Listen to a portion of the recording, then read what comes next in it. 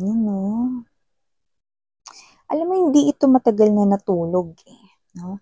Hindi niya rito naungusan si Sleeping Beauty sa pagkakatulog ng 100, taon or gaano man katagal yon 'no.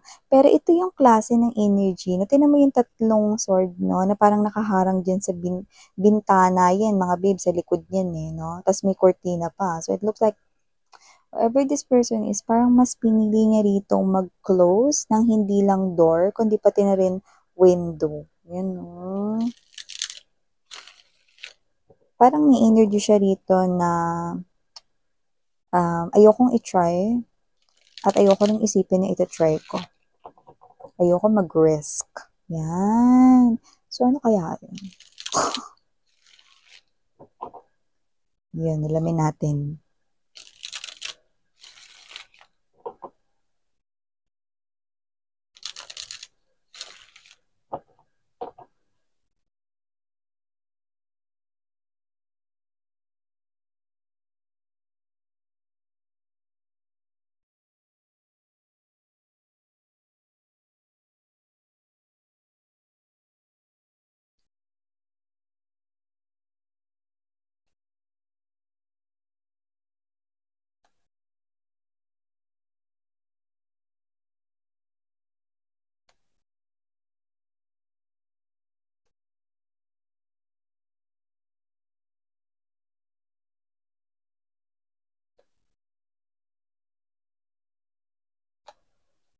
Yun, no? Nice, eh.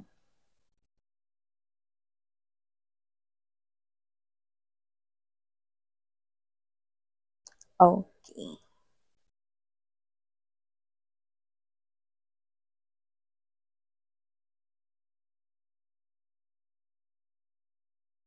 Hi and hello there collective. Hi mga Nakshis. Hi new subscribers. Tuloy po kayo. Ako po si Yan. Welcome. At sa mga returning kong mga tambayers na walang kasawa-sawang tumatambay dito everyday. Nako, sobrang na-appreciate ko kayo guys. No? Sobrang na-overwhelm yung feeling ng heart ko dito. Sobrang nakaka-touch kayong lahat. No? Sana ngayon Yorobun. So, yun nga mga babes, no? And, alam niyo naman, bago tayo magsimulang pag-usapan to more, alam niyo naman na wala tayo ditong gender, diba, diba, diba? So, babae, lalaki, LGBT, lahat welcome. Pwede nyo rin pong pagpalit-palitin yung roles kung gusto ninyo dahil isa naman itong general reading. And at the end of the day, lahat po kayo may free will na free nyo pong gamitin anytime, anywhere. And yeah, timeless po ang lahat ng ating energy readings, no? When we say timeless, ito ay pwedeng tapos na, nangyari na. Sa iba naman pwedeng nangyayari na. Pwede naman na sa iba ay mangyayari pa lamang. Kaya naman, just take only what resonates. No, bakit palagi ko yung sinasabi araw-araw? Para maintindihan ninyo, no? Para mas alam ninyo kung paano talaga panuulin at pakinggan ang mga energy readings. Hindi lang dito sa channel ko, pati sa ibang channels ng ating mga friendly other energy readers out there, you know? So, thank you so much everyone. And yes, now let's talk about this. Nine of Pentacles energy, King of Swords, Two of Swords right here. Yeah, Nine of Wands to the Ten of Wands. You know? I do see this person here. Okay, let's get straightforward. This person right here feels like lumalambot yung puso niya because of you. Yan o. Ay, bakit miss yan? Masama ba siyang tao? Bakit may ganun? May paglambot ng puso rito? Hindi! Ano ka ba? Arte. Hindi! Ano? Kailangan kasi may... No, no. So, yun nga, no? Hindi. Hindi siya masamang tao, no? This person right here is someone na ano lang, pwedeng hindi lang siya gano'n ka-sociable. Actually, nahihirapan siya dito magtiwala, no, sa ibang tao, gano'n. So, parang ang pinagkakatiwalaan niya lang dito is yung sarili niya, which is, carry naman or okay naman yun, mga babes, no? Pero kasi, too much, yan, no? So, nakita ko rito na parang, siya ito, no, na nararamdaman niya rito, no, na, lumalambot yung kanyang puso, you know? Parang yung matigas niya ritong puso, no, ay maaaring mapunta na dito 'no, sa pagkalambot katulad ng bagong lutong monay, 'yan, oh, nagutom kayo. Sarap nun 'no, lalo na 'pag mainit-init yung labas lang or kakalabas lang sa pugon, 'di ba? Sarap kaya nito yung mga bakery, 'di ba? Bakery, letter V. Sa mga bakery, 'di ba? Maganda na parang kung ang gamit nila is pugon 'no, mas masarap 'no, tsaka yung amoy grabe, 'di ba? So yun yung mga babes 'no, this person right here 'no, napapansin niya na lumalambot na rito yung puso niya, 'yan, oh. So nakikita ko rito na meron siya ritong ano, hindi ko alam kung pamantayan niya ba 'to sa buhay or meron na kasi siya rito, ayan 'no, meron kasi ritong parang past experiences na puwedeng siya mismo yung nakaranas nun, pero puwede rin naman na nakikita niya rin 'no, sa ibang mga tao kagaya ng mga friends niya, kagaya ng mga, kamag-anak, family members 'no, or mga kaklase, mga katrabaho 'no, ano ba yun, miss 'yan. So, nakita ko rito 'no, na parang siya ito na parang kaya siya ganyan, kasi para sa kanya, yung love makes a human being weak, 'yan 'no.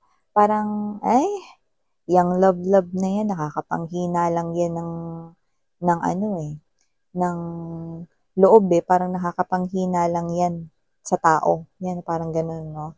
Parang siya ito na parang sinasabi niya na love makes a person weak, parang gano'n, 'no. So, see, kung sino man siya medyo close off siya sa love, 'no, 'yan 'no.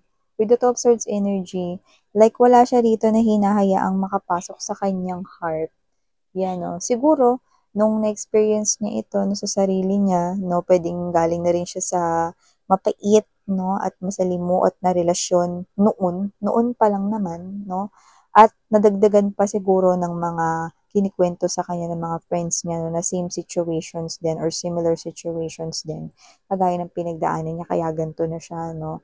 And maaaring nakita niya rin ito sa sarili niya na naging mahina siya or pakiramdam niya naging weak siya 'no, na parang yung tipo na nung na-broken hearted siya 'no, yung napakagaan na kutsara, hindi niya mabuhat, 'di ba? Dahil sobrang lungkot niya 'no, may gano'n 'di ba, yung parang, um yung mga magagaan na bagay na feeling mo ang bigat-bigat ng katawan mo, hindi mo mabuhat yun, o yung tipong kakain ka na parang ang hirap na iangat yung kamay mo 'no, ta's, kumain, 'di ba? Parang nakakapanghina daw 'no, ng ng klase ng ano, parang marami siya ritong parang hindi magandang sinasabi about love. Like, let's say 'no, this person right here is parang sinasabi niya rito na nasa umpisa lang naman masaya yang love, 'pag tumagal-tagal na hindi na yan maganda, boring na, maboboring na yung kasama mo or yung partner mo 'no, wala, wala, wala, 'yan 'no, parang sinasabi niya rin walang forever gano'n, 'yan.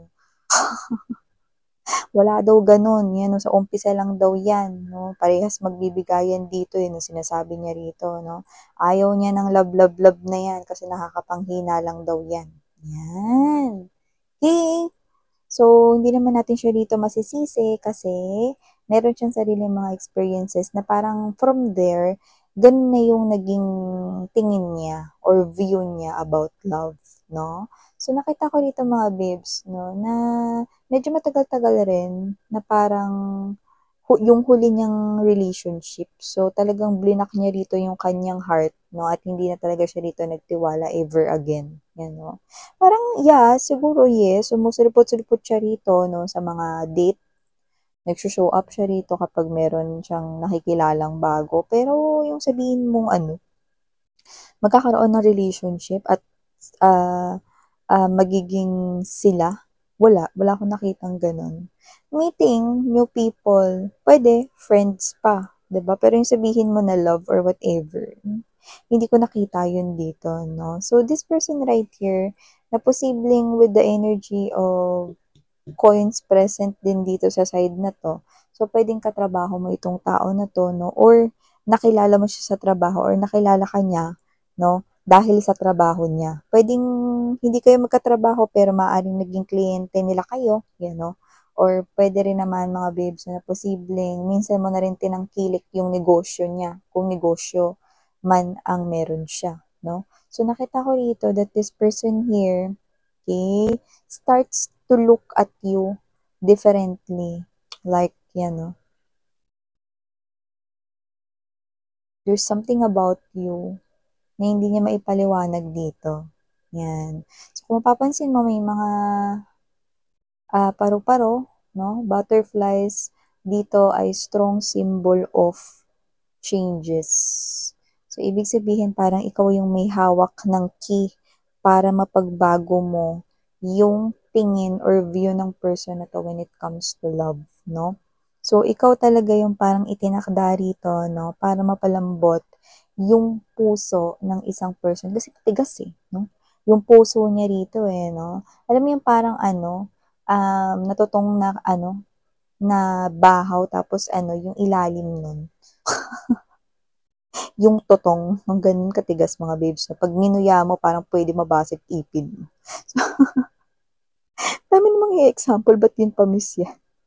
Kasi iba sa inyo gutom na. Yan no? Kumain kasi kayo, ba't kasi nanonood mo na kayo ng reading ko dito? Mamaya na kasi. Pwede mo kayo kumain muna. Yan no? Para matunawan kayo. So yun yung mga babes, no? Nakita ko rito na kung sino man tong energy na to. This person right here, nag-iba yung view niya no, when it comes to love. Pero, parang miraculously, na parang mysteriously na rin, no? Na parang ikaw to na after kanya ritong makilala, makasalamuha, no? Basta every time you talk, it looks like naniniwala siya. Pero, ulitin ko lang with this 9 of Wands energy, this person right here is, alam mo yung harang, parang may double dito na harang, no? Para makapas ka, okay? Sa kanya ritong gate. Kumbaga, double gate siya rito, no? Pero ikaw, like, mysteriously, you entered into this person's soul. Na parang there's something about you. Well, hindi na nakakapagtaka. Kasi ikaw yung napili ni universe para mapalambot yung puso niya. So dito, unti-unti mga babes, no, na parang naibabagsak niya rito yung harang na ginawa niya. Kaya kung double gate man yun, nabarag mo na yung unang gate. Okay? So, ibig sabihin, for some reason, hindi yun basta-basta nababarag ng kung sino man. Marami na rin siya ritong na-meet, no? At marami na rin siya ritong nakilala pero walang kahit na sinong nakagawa ng ganyan. Tas kayo pa dito, wala pang something dito ha. Wala pa yung flirt, wala pa rito yung special na actions or whatever, no? This is you talking casually sa kanya. Pero iba na yung nararamdaman niya rito. So, nagugulumihanan rin siya rito. Like, naguguluhan siya mangyayari rito. Parang, no? Like, there's a strong spiritual connection with the Six of Cups energy, no? And the Two of Cups right here, no? Kaya, nakita ko rito na parang, okay, this is him or her, na parang gusto niya rito na mas magkalapit pa kayo more. Kahit hindi yan naiintindihan ano ba to, siya mismo yung magbabarag ng ikalawang gate, no? Sa kanyang heart. Yan, no? So, nakita ko rito mga babes, no, na this is him, no? Alam mo kasi, sabihin na natin love makes people weak. May point naman yun. Okay? Pero, it does not mean na magiging mahina ka na. 'Di ba? But, aminin nyo, love also makes people what? 'Di ba?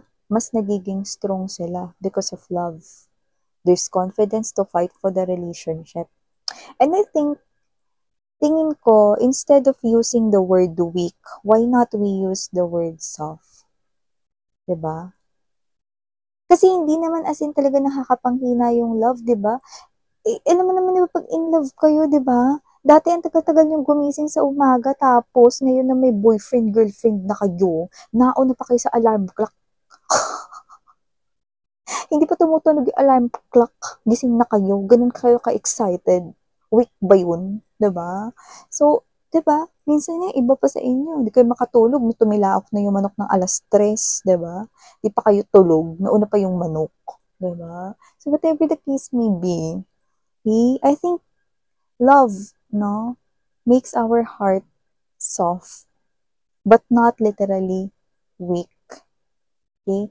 Not literally dropping all of our guards down, but okay, letting someone, okay, like giving someone a chance to love us. And hindi naman natin bubuksan yung ating door if hindi natin sila gusto or hindi natin gustong ma-experience yung kaya nilang i-offer. Isn't it? So right at the heart of this reading is love. And this person here is someone na parang who refuses it, but at the same time, may pagbabago rito ng mind. And I can see that this person here will open up sa inyo slowly, no? And in the future, nakikita ko na mas mag-open up na siya to more people around him or her. Kasi parang lahat ng tao pinaghihinalaan niya rito that they're not good. You know, everybody, meron tayong kanya-kanya, no, na goodness sa ating sarili. Okay? So, dito kasi, dahil sa kanyang experiences, no, nahirapan siya magtiwala, no, sa ibang tao. Okay? So, nakita ko dito, no, na kapag kayo ay naging kayo na, yes, magiging kayo, or kapag kayo ay nagkaroon na ng espesyal na connection, no, mag-open up na siya sa'yo dito. And in the future, nakikita ko siya dito na magiging open na rin siya, no, with other people na nakapaligid sa inyo. So, mas magiging open siya. Nakikita ko siya rito na magfo-flow siya into the energy, no, na parang, hindi naman sa as in, lahat na lang, no, is kakausapin niya or whatever. No? So, nakikita ko lang dito na kunwari sa other friends ninyo, sa mga friends rin niya, or sa family ninyo, na mas magiging open siya rito. So, nakikita ko yung energy niya rito na nagbabago. So, definitely, you're making this person here change at siya to na hindi na nagiging stiff, ba diba? So, nakikita ko dito that you are someone here na hindi lang basta role mo is mapagpabago siya, no? From being matigas dito, no, hanggang sa maging malambot siya, hindi lang yun yung role mo. Because I can see that your role right here, you're gonna establish this legacy together with this person. So I'm seeing you building a future. Like, you will end up marrying this person right here. Yan, no? See? Wow! So, claim this beautiful message right here. And again, I'm Yan Sarang Hiyo, Love and Light. Annyeong!